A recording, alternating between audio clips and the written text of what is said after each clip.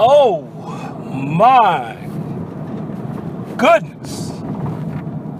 Oh my Lord. I'm telling you, people that are martial arts enthusiasts, we think everybody should take martial arts because we just think everybody should be doing what we do because we like what we're doing. So me saying I think people that are overweight should take martial arts, that's not really anything that's really out of the realm of the expected. But just some of the hostility I've seen in a few YouTube videos towards people that are overweight, just, oh my goodness. I guess I didn't know it was, even though I'm overweight, I didn't realize it was that much hate. And I've had to deal with people making snide remarks, whatever. But I just got to the point where it's like, whatever, forget you. I'm going to do what I want to do. Not that I want to be overweight. I exercise. I do my best to eat right. And I have lost weight. But I'm still at this plateau that I can't get past and haven't gotten past for years. And I came to find out that there was an underlying health problem that I'm addressing. But it's just going to take time. And I got to hope that I can beat the health problem. And so far, I have. And I don't even take credit for that. I thank God for that. Because I prayed for help. And He started helping me. And well, just to go off on one tangent before I get to the main spiel that I want to get to. There are people that think that if you're overweight because you don't respect yourself. That has got to be the most ridiculous thing I have ever heard in my life. You are not overweight because you don't respect yourself or because you don't care about yourself.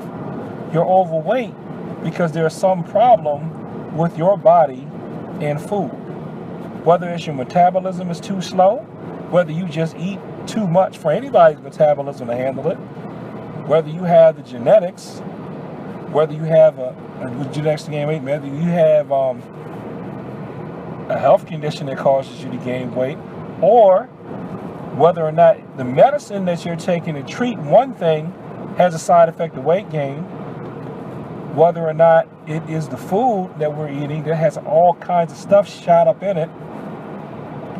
To think that somebody is overweight just because they don't have self-respect is the most ignorant thing I have ever heard. I don't care how many PhDs you have after your name or whatever. Deep down inside, that's not true. Because if it were true, there wouldn't be so many people who go to doctors, nutritionists, and take all these other steps to actually try to lose weight and try all these diets. They wouldn't do that if they didn't have self-respect. See, a lot of this is one thing I do want to get to before I get to my primary spiel. This is tangent number 2. See, a lot of you people, I think you are just evil and prideful. And you think that your appearance is all under your control. You think that fat people are delusional, but you are actually delusional yourself. Because you don't think that you could ever end up in a situation where you can't control how you look anymore. I can tell you that can happen to you.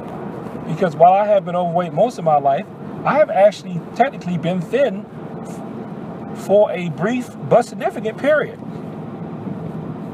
And I thought it was going to last forever. And you know what? It didn't. Because I started to age. We all get older. Or you could end up in an accident or catch some kind of illness or condition that's going to make you gain weight. I remember, I'm not going to say who it is, someone told me one time they were doing good with their weight until they took prednisone. And ever since then, that prednisone was something that started them down a path of like a lot of weight gain.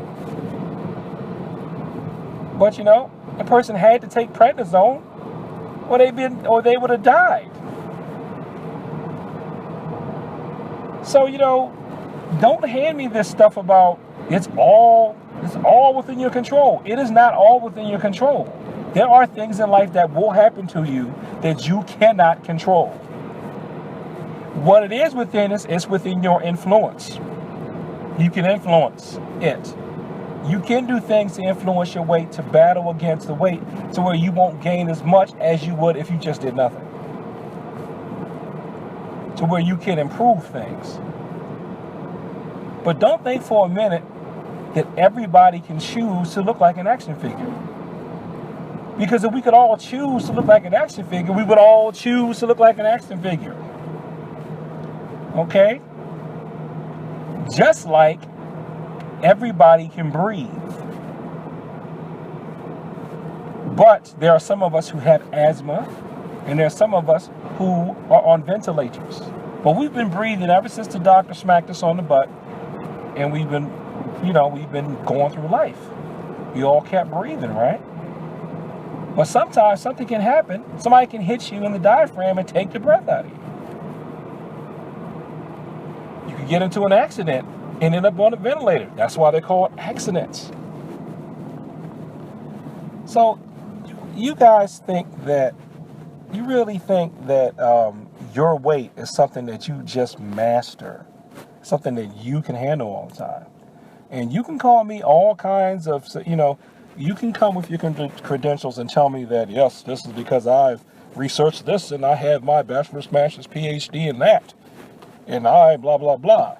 Well, I can tell you from life experience that sometimes things happen in life. Well, can you deny this? Can you deny that sometimes there are things in life that happen that you didn't foresee and that you have to now react to because this situation has been put in your lap? It may not even be your fault, but it's your responsibility to solve the problem because you have to deal with it. Even though you didn't initiate it,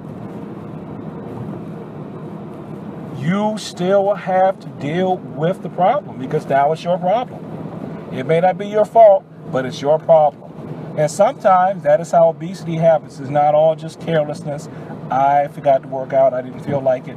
Lo and behold, look, it's 15 pounds. Let me get out there and hit that pavement, and then I can take them off. That's not always the case. Some people don't even know their genetics. Some people don't even know their family history. They don't even know some of the stuff is going to hit them that could cause them to gain weight. They don't even know that they have some food allergies. It's like I didn't even know that I shouldn't drink apple juice because apple juice bothers me. Why? I didn't find that out until I had moved out on my own. And the reason why I didn't know that is because when I was a baby, my elders saw that I couldn't drink apple juice and they took it from me. I had no idea. I just noticed they would take apple juice from me, and it's like, oh, you can only have like this much apple juice. Because they never explained to me, you're actually kind of allergic to that product, and it's going to give you really bad diarrhea, so you really can only afford to drink like a little sip of it or like a fourth of a cup of it. They just did it. They've been doing it so long. Maybe they told me when I was like 2. I didn't remember. And then it was just something I never drank. Because I just didn't drink because I've been trained not to do it. And then one day, I decided to drink some apple juice when I was living on my own. I was like, oh my God. Oh, it's killing me. And then I said, you know what? After a while, I called my mother. She was still around, God bless her soul. We were talking. I said, yeah, I drink this apple juice. Something's wrong. She's like, oh, baby, yeah, you know you can't drink apple juice. No, I don't know that. Oh, you forgot. So if I may borrow from my mom's Southern speech, like I don't have Southern speech of my own. Baby, these people might not be able to help that they're overweight, baby. Because sometimes you get dealt a bad hand in life, baby. Baby, if both of your parents are overweight, you're probably going to be overweight too, baby. Baby, stop going around and thinking that you can be abusive towards people just because of the way they look, baby. And that'll bring me back to my usual primary point of all these videos, which is to get people to come to my classes at my part-time jobs. Because I think that anybody who's a member of an oppressed or discriminated against group or scorned group needs to be able to protect themselves. I really see it that from some of the stuff I'm reading, you may call me paranoid. I think that if some people could get away with attacking people that are overweight, they would do it. I believe that. I think if they could get away with hurting somebody that's quote unquote fat, they do it. Case in point, and I think there are adults who feel this way too, judging from some of the hostility and just ridiculous claims about how certain people who are overweight don't deserve love and they should just take whatever diseases come their way. I'm not even going to get into who exactly said that because he's got enough popularity already. But he's not the only one. He's not the only one that this is kind of a response to. He's not. I've seen some other stuff online lately too that's just ridiculous. I still remember that video where that little skinny boy was punching that overweight boy in the stomach, and the overweight boy hit him with a couple of judo moves, hit him with a rice bag throw to a hand throw. Boom! Dropped him. And that was the only way that skinny boy stopped picking on that big boy. And I'm telling you, and I remember when I was in high school, I don't remember who exactly it was. I just remember someone trying to imply that because they were leaner and basically they were leaner than me so they could move around and evade and be able to beat me up. And I used it, well, I'll take karate threat. And that still didn't do it. And then I had to do a couple of high kicks and kind of move a little bit. And then he I see his face, but I just can't remember the kid's name. And who cares? I'll probably never see him again in life. And he was like, oh, I was like, yeah. I said, you can't assume that just because somebody's big that they can't move. And then I said, aren't there big guys on the football team that can run real fast and stuff like that? Well, there you go. So I think that there are people, if they could get away with it, like if there was like a sudden blackout or something, I think they would attack people that are overweight. If we had a purge, I think there are people that would go after people just because of how much they weigh. So, if you're overweight, you might want to consider taking a martial art.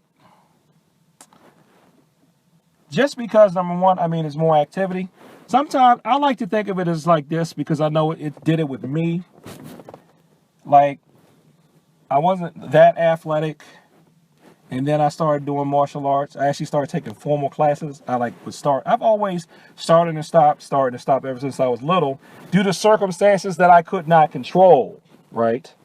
That I couldn't control.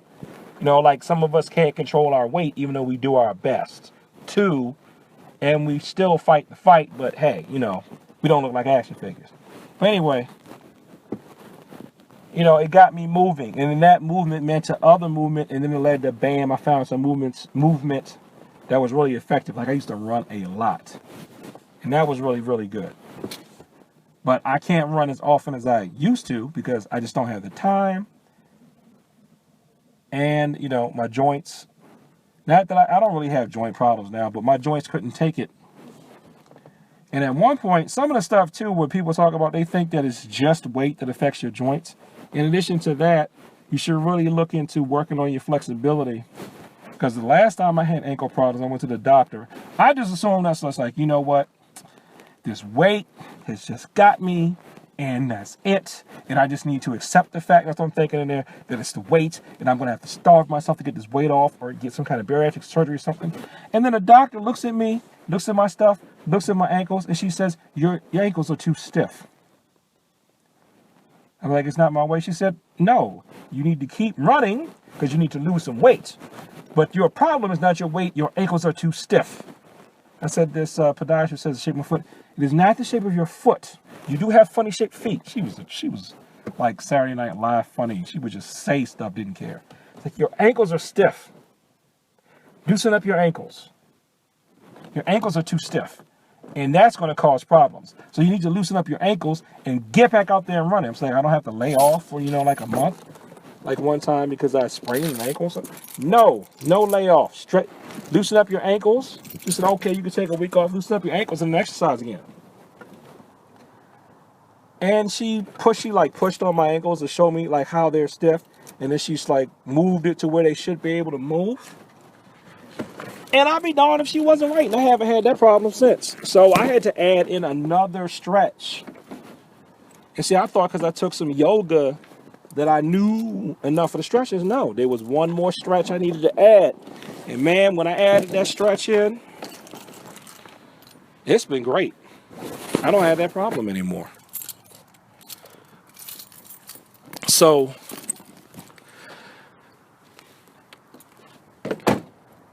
there is a problem. There is like a serious problem, like towards people that are overweight. I mean, like serious hatred.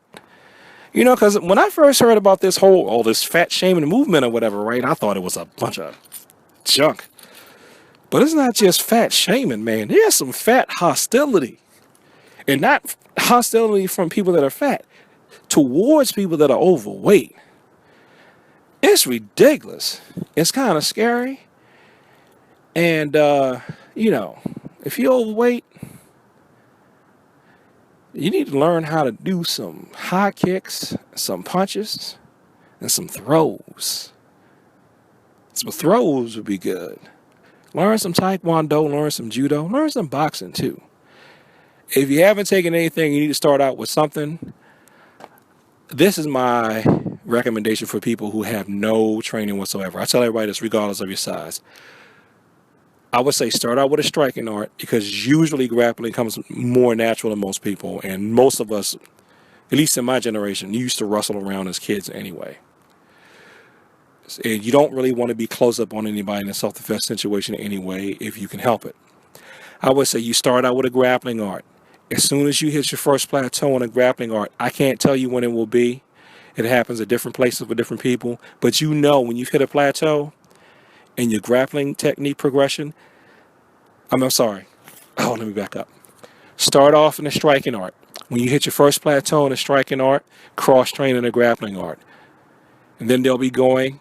And then you might even switch over to doing the grappling thing completely for a while. Like that's what I did.